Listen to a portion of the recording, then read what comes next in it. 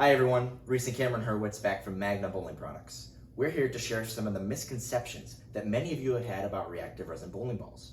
For years, no one has taken all the steps necessary to prove and validate exactly what happens to cover stocks leading to drying or cracking, other than conjecture. But today, we're going to make these more clear for you.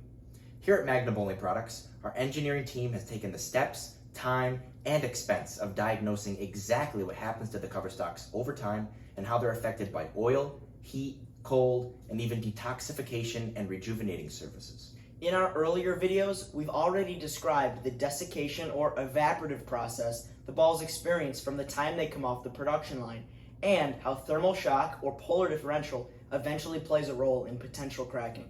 But what role does lane oil play regarding the performance of the ball, especially when it comes to lane reaction? If you can understand what oil absorption is and why it happens, that's a good start. It's not the oil absorption that gives your ball its amazing performance, as some of you might have heard or read. The cover stock doesn't have the instant ability to pull off and absorb the oil at the same rate as it rotates down the lane at 300 RPMs plus. That takes upward of 2 minutes to happen if you've ever taken the time to watch it after it comes back through the ball return. Rather, it's simply the porous structure of the cover stock that adds microscopic texture to the ball's footprint, and it's this texture that gives the ball its traction through the front oiled lane. So then, what is the oil absorption for? The answer is nothing.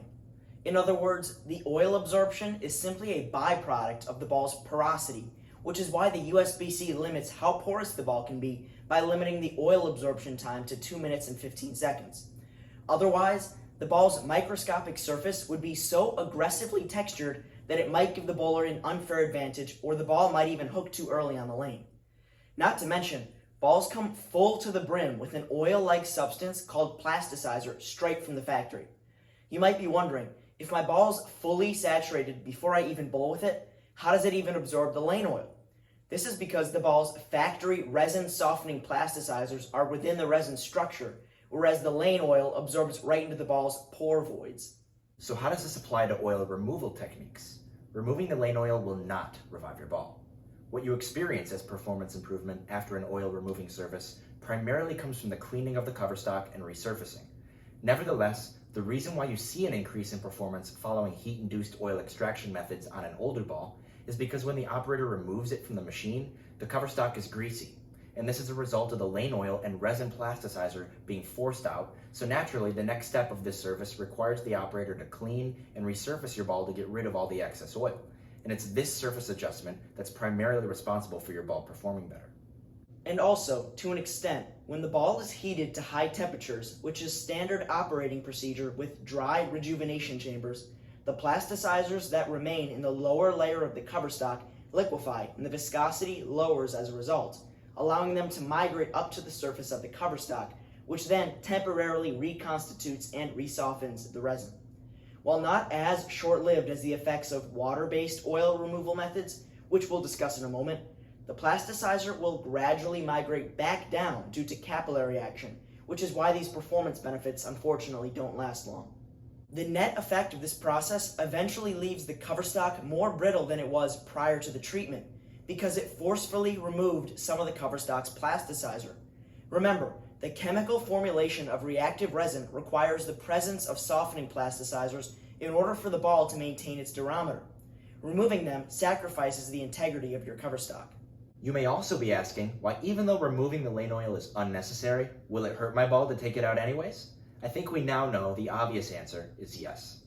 With respect to oil extraction devices that use hot water to draw oil to the surface, the ball's factory plasticizers will leach out of the cover stock along with the lane oil.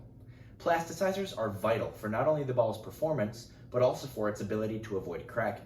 But what no one has told you, or most likely that they don't even know, is that reactive resin cover stocks are particularly susceptible to water absorption due to their chemistry and porous structure. It's this water absorption property that dramatically softens the cover stock, which in turn lowers the durometer and increases the ball's footprint. Commonly used oil extractors that use water-based cleaning solutions or hot bath ultrasonic cleaning tanks, which fully immerse the ball in water, temporarily soften the cover stock due to reactive resin's water-absorbing or hygroscopic nature. This dramatic reduction in durometer and improved lane reaction only lasts hours before the ball begins to return to its previously hardened state, which is why the performance benefits of such devices are very short-lived and not a permanent fix. Hopefully, all this brings you some clarity and a new perspective on these common industry practices and their effects on your equipment. The only long-term solution to maintaining your equipment and your factory fresh ball performance is through the use of Magnum's Immortalizer vapor barrier technology.